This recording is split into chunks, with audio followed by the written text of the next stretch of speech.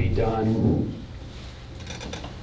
presumably, although it hasn't been designed or even decided on, would be in the winter, if you were going to So do what that. numbers, you said the minus what they would be going down, but you didn't say what that number roughly is. So the number, I think, in the preferred alternative, the elevation identified is around 1330.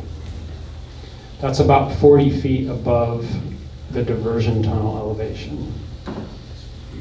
There would be very little pool at Cougar, very little. Follow-up question. Now, so the whole idea obviously is fish passage, both of adults upstream, right, and Yeah. the little ones downstream. But if the fall drawdown isn't happening until November, December, I think is what you just said, how would that facilitate adults migrating upstream to spawn? You know, because typically Chinook spawn is like middle of September through the first week of October. I wasn't as clear about that as I should be. So under the injunction, the two operations that we're doing now are both focused on juveniles. Oh, okay. The adults are migrating, like, you know, in the late spring, early summer through the early fall. We're not doing anything special for them. Copy. We're just passing them as we collect them at the base of the Okay. dam. Greg, think at all these meetings you're having with about the drawdowns at Cougar, you got to start mentioning DDT again. That's got to be on the docket. We have, yeah, that's a good point. We've brought that up. I can tell you that for sure. I've gone back and looked pretty hard at the documentation there. I know this group will probably disagree with what's in that documentation, but you know, you go back and look at that information, it's, yes, DDT is present in these sediments. What was really interesting at Cougar, and it's probably true everywhere, the numbers that we saw went higher the higher up out of the reservoir you went. In other words, the highest concentrations were in the forest duff, which is really scary. But Say that again, please. the concentrations that we saw of DDT were highest in the forest duff. There was DDT in the sediments of the reservoirs, but that was actually lower than some of the other samples that were taken. In other words, you saw it kind of increase as you went up into the forest. So there's legacy DDT in the forest. I don't think anybody's surprised about that. Yeah, but wouldn't there also be more water for that higher level to get diluted into so it's not as strong? Well, then the question is, of that material that's out there, and this is the part everybody cares about, right? How do you determine whatever action you're going to take is going to liberate this stuff, you know, and have the potential effect on human health and biota and everything else? And that's a completely different, and I think that's where the reservoir drawdowns are problematic, right? Because if you're really liberating all that sediment, then that's different, you know, than something sitting in the forest duff, even though that concentration might be higher up there. So we're talking all that through. I don't know where people are going to land on that. It's really interesting that we're hearing something now from DEQ when we haven't typically heard from them on a lot of things in the past. So I don't know if that's new, and if they're going to weigh in on some of these things a little more strongly than they have. So I don't understand. During the turbidity during 2002, everybody pretty much agrees that we had a huge bug kill-off. So if that's the case, were those bugs killed by the DDT, or were they killed by the dirty water over a period of a long Yeah. time? Yeah, well, then there's three things that were going on there. So there's dirty water, there's the DDT that you're talking about, and then don't forget the other thing, which is probably as important, temperature. And the source water, remember, you changed completely where you were pulling water from in that reservoir and the temperatures. which has a radical influence on what you see down below the dam. So all three of those things presumably contributed. I know when we had a person on staff, Chrissy Murphy, looked at that. She's published a paper on it now. You know, the biota down there changed dramatically when we put the tower in place. And it's stayed that way. And in part because of where we're drawing that water from. All the sampling we did at that time also showed that the effect was strongest right below the dam. It's kind of not surprising. And then as you went away from the dam, you saw less and less effect.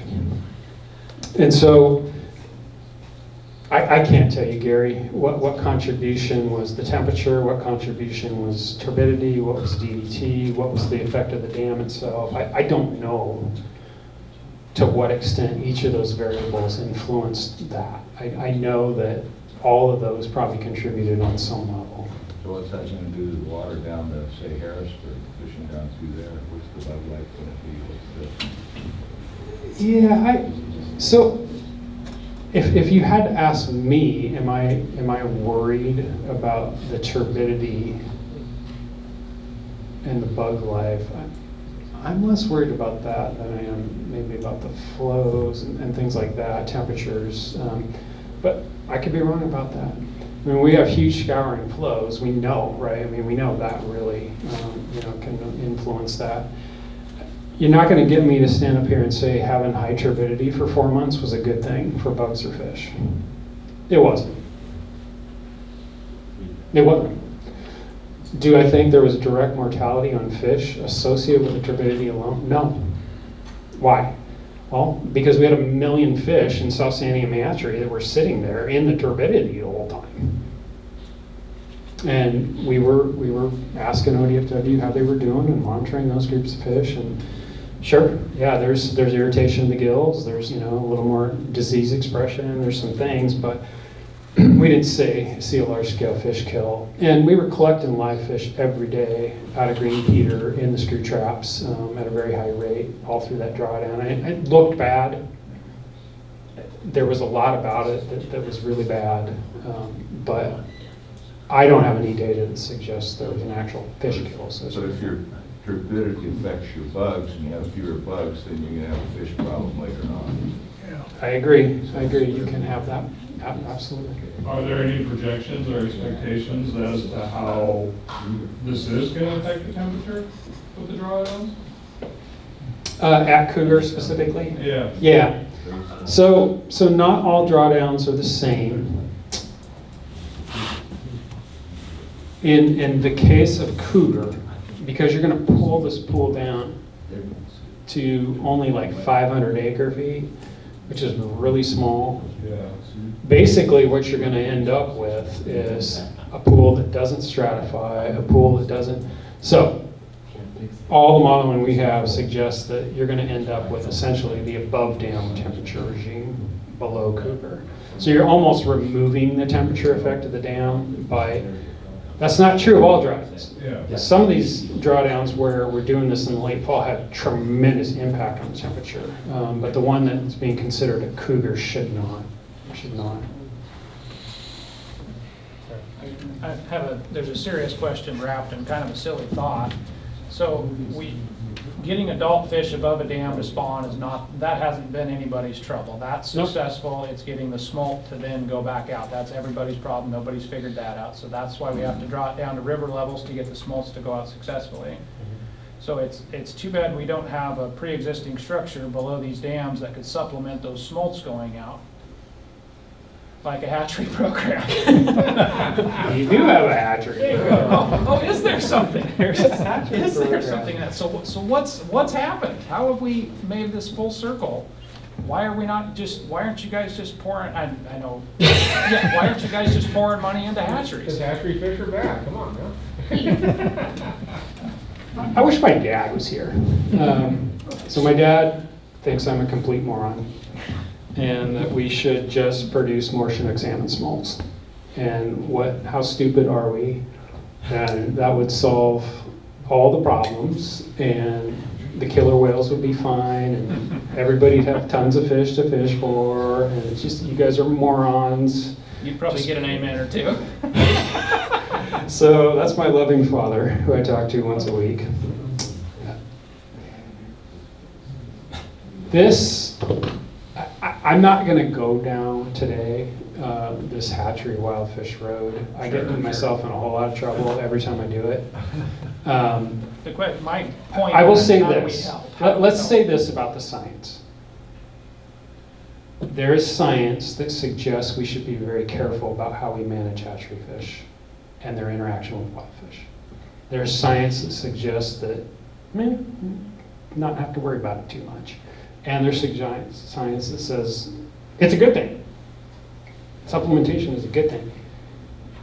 You have to be very careful about how you pick and choose that science, how you apply it to your particular situation and your particular basin, and then pick a path forward. And anybody that says it's an absolute on one side or the other is full of shit, right? Right? I mean, they are. It is a lot more nuanced than that. It's a lot more nuanced than that. And so I know this, with the programs that we have, where the federal government has exposure to the Endangered Species Act, we have to go out and evaluate those things. That's our requirement under federal law. What that often comes down to is looking at that program and making decisions around how to minimize that program's impact on endangered species. The trick is, in doing that, how do you minimize the impact on the human and all the people that use the program and value the program and want the program?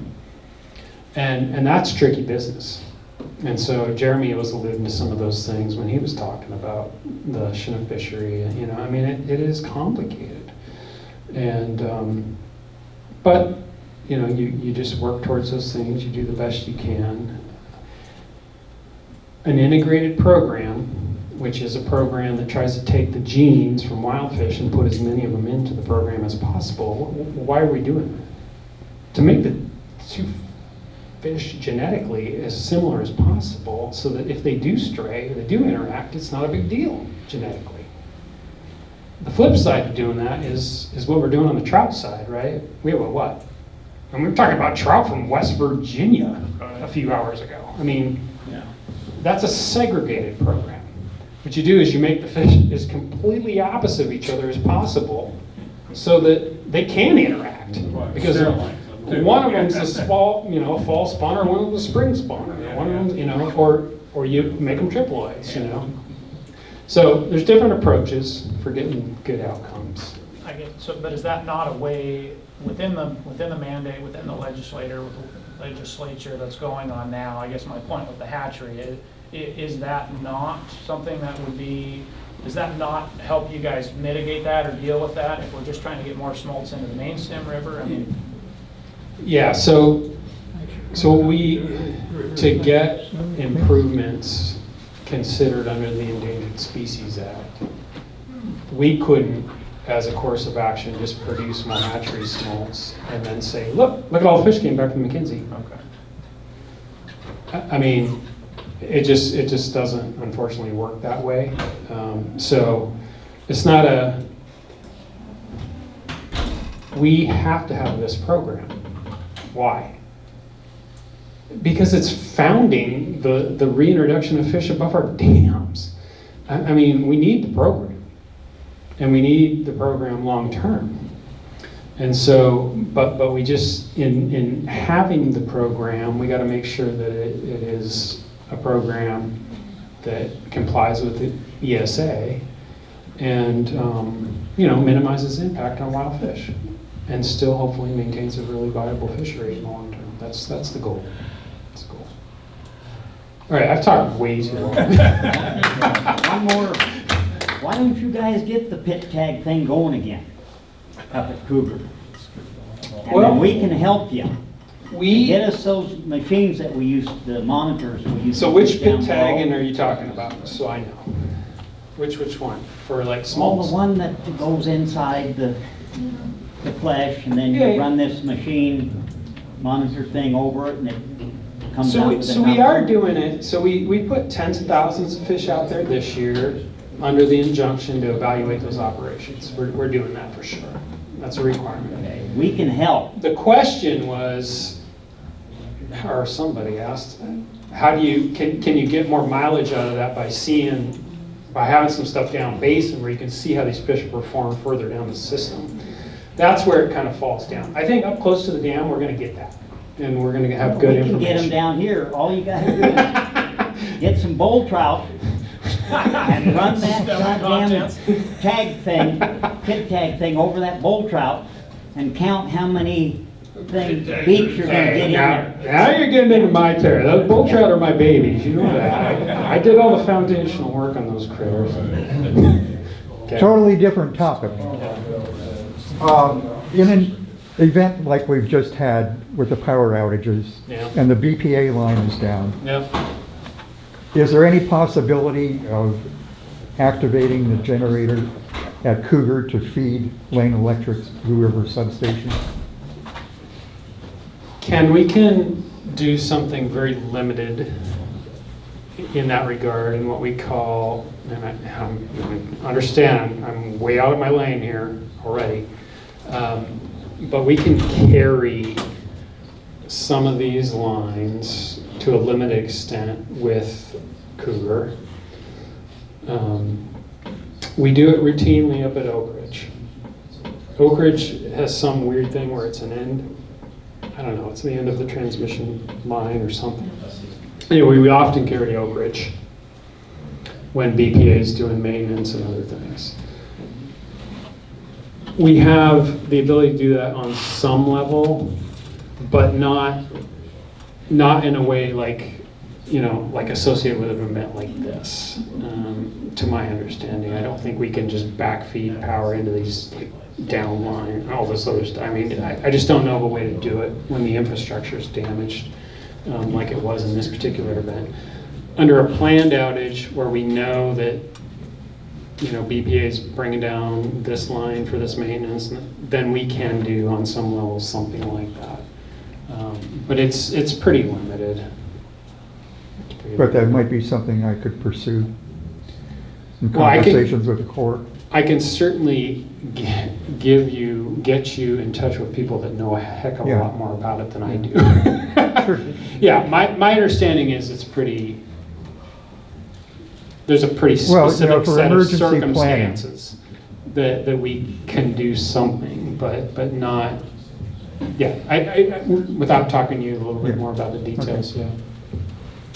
Yeah, for the holiday farm fire, Ken.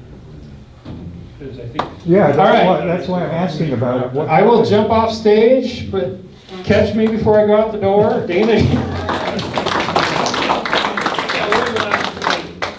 When I was a kid, the BPA, or Corps came down and they built the Blue River and the Cougar Dam, 64 to 68.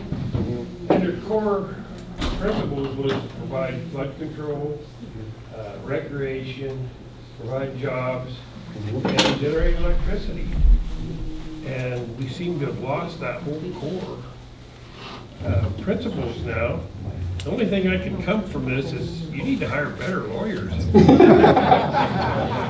I would say this. They've all retired. You have the Willamette Project's a multi-purpose project. There was a set of, those authorized purposes were balanced in a specific way when the projects went in, right? Those are what you're talking about. Right. And that was the core. There's been an evolution over time of how to balance those things. There can be a continued evolution of how to balance those things. At some point, a pendulum will swing back. It's been swinging this way for a while. At some point, it'll swing back. But yeah, the Willamette Project should be there for no other reason than to do what the public actually wants done with it. And that's why, again, I made that early statement about how we're managing sometimes recently hasn't felt like we're in concert with what the public actually wants. That's been my personal opinion, based on talking to a lot of people. Or your core mission. that you Yeah. started Yeah, no, those things have certainly, the balance between those things has certainly changed over time. Well, is power generation gonna go away at Cougar, or just intermittently go away? We are writing a report required to Congress to evaluate power in the Willamette going forward, the whole Willamette. I don't know. It's the first team I've ever worked on where they told us, you're not making any decisions. This is gonna make, the decision's gonna be made by another entity. So, we'll see. Because I think you mentioned at one time, if the pool gets down to 1330 or whatever, 1350, that you would not be able to generate power at Yeah. that level. Yeah, you can't, at Cougar, you can't even generate power below 1516, so only about 15 feet down from the normal winter set point. It's pretty shallow power pool. Thanks, guys. Always appreciate it.